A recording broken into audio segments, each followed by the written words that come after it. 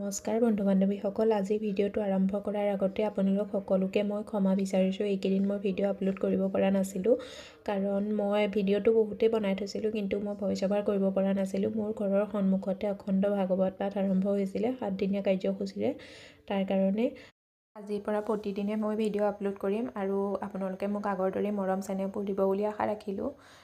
তেতিয়াহ'লে ব'লক ভিডিঅ'টো আৰম্ভ কৰোঁ। আজিৰ ভিডিঅ'টোতো দেখিছে আপোনালোকে মই কি বনাইছোঁ। এইটো হ'ল পিঠাগুড়িৰ খিচিয়াপাপৰ, আৰু খিচিয়াপাপৰটো বনাবৰ কাৰণে মই এই বাতিটোৰে 1 বাতি পিঠাগুড়ি লৈ লৈছোঁ। পিঠাগুড়িটো মোৰ শুকান পিঠাগুড়ি হয়, আৰু আপোনালোকেও শুকান পিঠাগুড়িয়ে ল'ব। কেঁচা পিঠাগুড়ি দি নবনাই এইটো পাপৰটো। আৰু মই ইয়াত 2 চামুচ চাগু লৈ লৈছোঁ। চাগুটো মই মিহিকৈ পিচি লৈছোঁ। এইটো আপোনালোকৰ ইচ্ছা হ'লে দিব পাৰে, নহ'লে স্কিপো কৰিব পাৰে। আৰু নিমখ এড কৰিছোঁ আধা চামুচ। আধা চামুচ মই পাপৰ খাৰ এড কৰিছোঁ, আৰু আধা চামুচতকৈ কম মই বেকিং চ'ডা এড কৰি দিছোঁ। অকণমান জিৰা এড কৰিছোঁ, আৰু এইখিনি মই এতিয়া ভালদৰে মিলাই ল'ম। পাপৰ খাৰ যদি নাথাকে ঘৰত, তেতিয়াহ'লে আপোনালোকে পাপৰ খাৰৰ জেগাত বেকিং যোনটো পাউডাৰ হয় নহয়, সেই পাউডাৰটো আধা চামুচ বেকিং পাউডাৰ এড কৰি দিব, আৰু আধা চামুচতকৈ কম বেকিং চ'ডা এড কৰি দিব। সেই দুইটা এড কৰি দিলেও তেতিয়া পাপৰ খাৰৰ নিচিনাই হৈ যায়।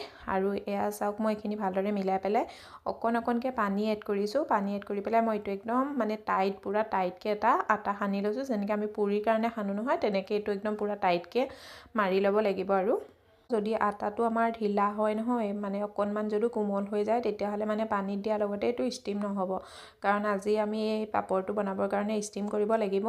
আৰু এয়া চাওক, মোৰ আটাটো পূৰা টাইটকৈ মই সানি ল'লোঁ। সানি লোৱাৰ পিছত মই এনেকৈ 3টা লাডু কৰি ল'ম, ডাঙৰকৈ লাডুকেইটা কৰি পেলাই এইটো টিকি নিচিনাকৈ আঙুলটো দি মাজেদি এনেকৈ ফুটা কৰি দিব।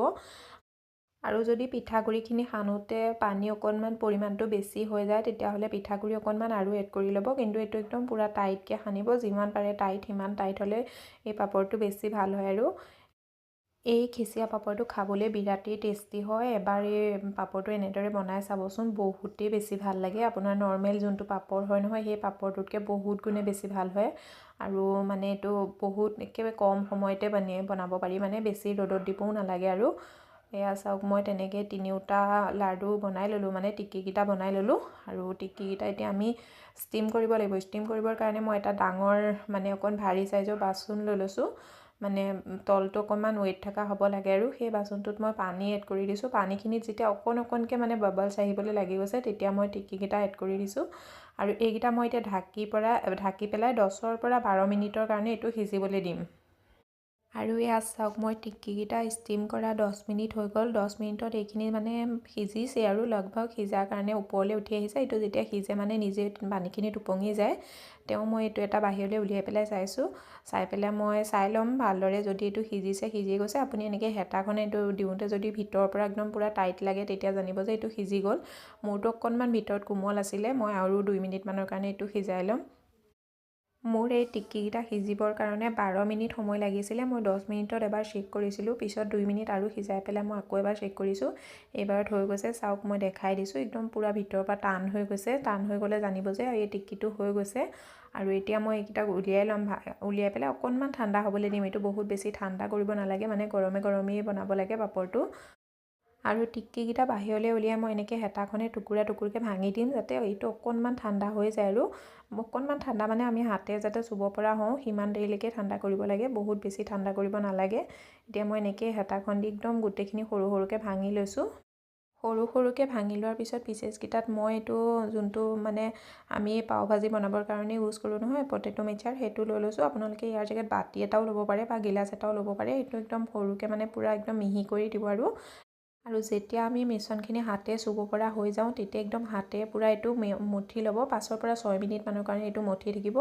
যিমান পাৰে সিমান মঠিলে, যিমানেই মঠিব সেইটো সিমানেই পাপৰটো ধুনীয়া হ'ব।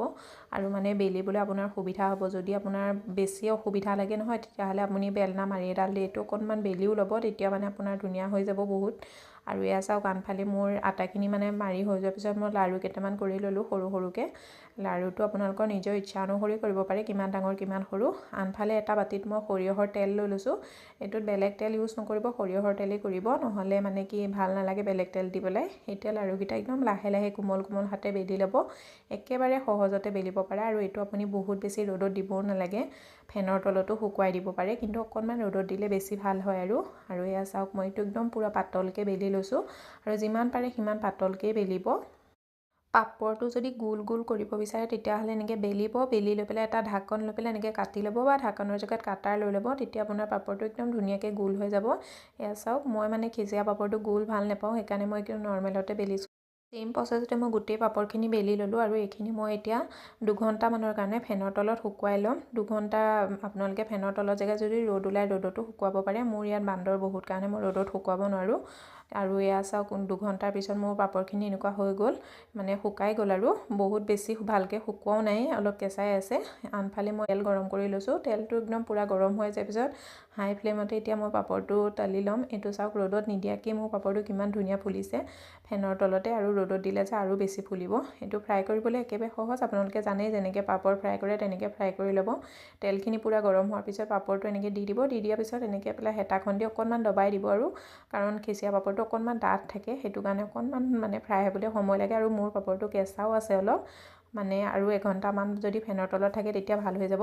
চাওক এই পাপৰটো কিমান ধুনীয়াকৈ ফুলিছে নহয়, পাপৰটো খাবলৈ বিৰাটেই টেষ্টি হয়। এবাৰ এই ৰেচিপিটো ট্ৰাই কৰি চাব, বহুত বেছি ধুনীয়া হয়।